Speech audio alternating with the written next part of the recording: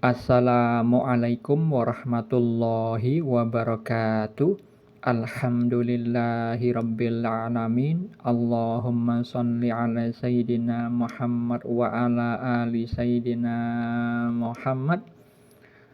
Saya bagikan kisah mimpi yang dialami oleh salah satu murid yang berguru kepada salah satu cicit dari almarhum Kiai Haji Hasan Sepuh Genggong yang terkenal kewaliannya. Sebut saja murid tersebut dengan nama Fulan, bukan nama yang sebenarnya. Fulan bermimpi bahwa dirinya itu diajak oleh almarhum bapaknya menemui almarhum uwaknya Fulan yang kondisinya lagi berkumpul keluarga di rumah di Jawa. Ada keberadaan Pak Liknya Fulan juga yang namanya Lik, inisialnya B. Almarhum mbah laki-lakinya Fulan juga ada. Almarhum uwaknya Fulan dan keluarganya Fulan yang lainnya juga ada. Almarhum bapaknya Fulan bicara kepada uwaknya sambil berbisik-bisik agar Fulan, almarhum uwaknya dan almarhum bapaknya berkumpul bertiga saja.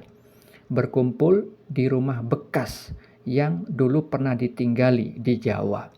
Kemudian bapaknya Fulan berkata, "Yu, ini katanya Fulan mau nyewa sawah ya Yu, mau ditanamin." Fulan berkata, "Inggih Wak, insya Allah kalau sudah tidak kerja, saya niat mau nyewa sawah Uwa buat saya tanamin. Tetapi sepertinya masih lama sih." Uwaknya berkata, "Alhamdulillah, kamu beneran mau pakai sawah saya?" Fulan berkata lagi, "Inggih Wak, insya Allah." Itulah visual mimpi yang dialami Fulan. Lalu apa takwil mimpi atau makna mimpinya?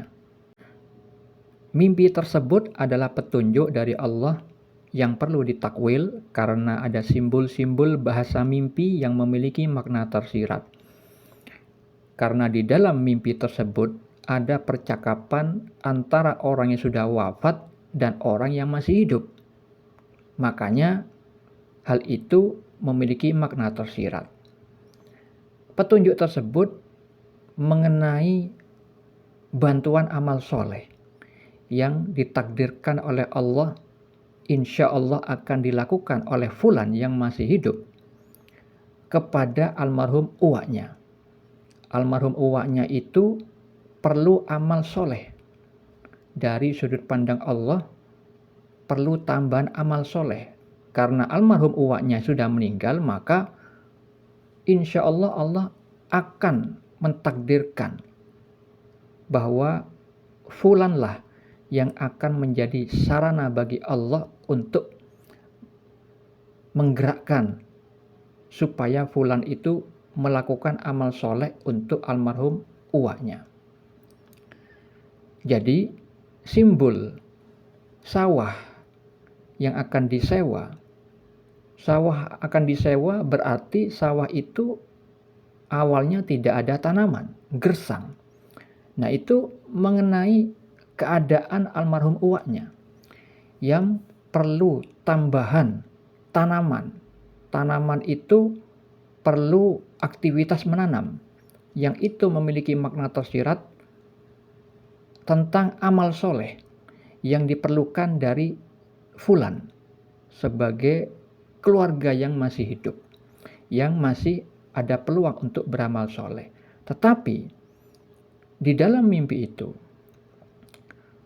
Fulan mengatakan kalau sudah tidak kerja barulah dia itu niat mau nyewa sawah.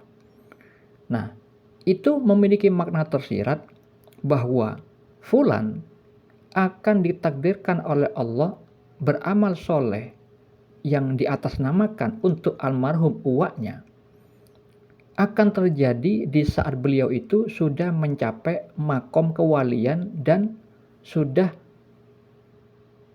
mencapai makom tajrid. Makom tajrid itu adalah kedudukan orang yang mendapatkan rezeki dari Allah bukan karena bekerja sebagaimana orang pada umumnya bekerja. Kalau makom asbab itu rezeki yang diperoleh melalui sarana pekerjaan. Sedangkan makom tajrid itu orang yang sudah dipekerjakan oleh Allah full untuk beribadah kepada Allah, yang salah satunya adalah mensyiarkan, menyebarkan ilmu tentang keislaman, mengajarkan tentang ilmu syariat. Syariat itu artinya peraturan tentang bab yang halal dan yang haram. Mengajarkan Al-Quran, mengajarkan sunnah Rasulullah SAW kepada masyarakat. Nah, ini berkaitan dengan mimpi yang dialami fulan sebelumnya, bahwa fulan itu diberi mimpi beberapa kali yang berkaitan dengan takdirnya nanti, bahwa diri beliau itu akan ditakdirkan oleh Allah menjadi insan kamil, manusia yang sempurna. Maksudnya adalah sebagai al-arif billah, orang yang ma'rifatullah, orang yang mengenal Allah dan menyadari bahwa pengenalannya kepada Allah itu adalah karunia dan rahmat dari Allah Subhanahu wa taala. Yang hal itu adalah kekasih Allah, wali Allah. Jadi fulan ini nantinya akan ditakdirkan menjadi wali Allah yang masyhur, yang terkenal, yang memiliki makna tersirat bahwa fulan ini akan menjadi wali Allah yang akan diikuti oleh banyak orang. Nah, ketika fulan sudah mencapai makom kewalian dan sudah tajrid, melakukan tajrid, barulah dia itu digerakkan oleh Allah untuk beramal soleh yang diatasnamakan untuk almarhum uwaknya, uwak yang sudah meninggal. Jadi itulah kenapa fulan mengatakan mau menyewa ketika dia sudah tidak kerja. Sedangkan fulan sekarang masih muda, usianya masih di bawah 30 tahun dan masih baru bekerja, baru merintis pekerjaan, masih bermujahadah, berjuang dengan sungguh-sungguh melawan hawa nafsu, dan masih belum mencapai makom kewalian. Karena di dalam mimpi itu mengatakan tetapi kayaknya masih lama sih, nah itu berarti tidak dalam waktu dekat fulan bisa mencapai makom tajrid. Jadi itulah makna tersirat dari mimpi yang dialami fulan. Kenapa kok amal solehnya tidak diperbantukan atau tidak diatasnamakan kepada almarhum bapaknya? Karena di dalam mimpi sebelumnya almarhum bapaknya itu sudah mendapat kebaikan, dampak amal soleh yang dilakukan fulan menuruti mursyid spiritualnya, bahwa ketika fulan bersolawat dianjurkan oleh mursyid spiritualnya itu untuk mengatasnamakan almarhum bapaknya. Yang mana visual mimpi sebelumnya fulan baik dan juga ibunya diperlihatkan bahwa almarhum bapaknya itu dalam keadaan disiksa oleh Allah. Makanya dengan adanya anjuran dari mursyid spiritualnya, ketika bermujahadah, ketika bersolawat sekaligus membantu almarhum bapaknya. Kemudian berubahlah visual mimpinya, wajah almarhum bapaknya itu bercahaya dan pakaiannya pakaian orang soleh, yang mana itu artinya insya Allah akan menjadi ahli surga.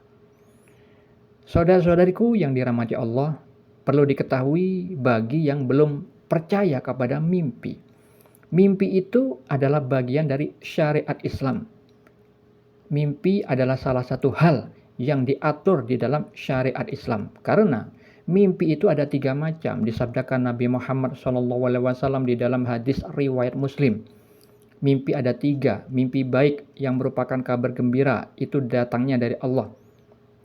Mimpi karena bawaan pikiran seseorang ketika terjaga, dan mimpi menyedihkan yang datang dari setan. Ketiga macam mimpi tersebut cara meresponnya berbeda-beda. Untuk bisa mengetahuinya bisa dibaca pada kitab Sahih Al-Bukhari atau searching di Google.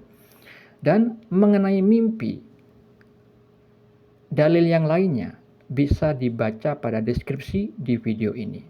Semoga bermanfaat. Assalamualaikum warahmatullahi wabarakatuh.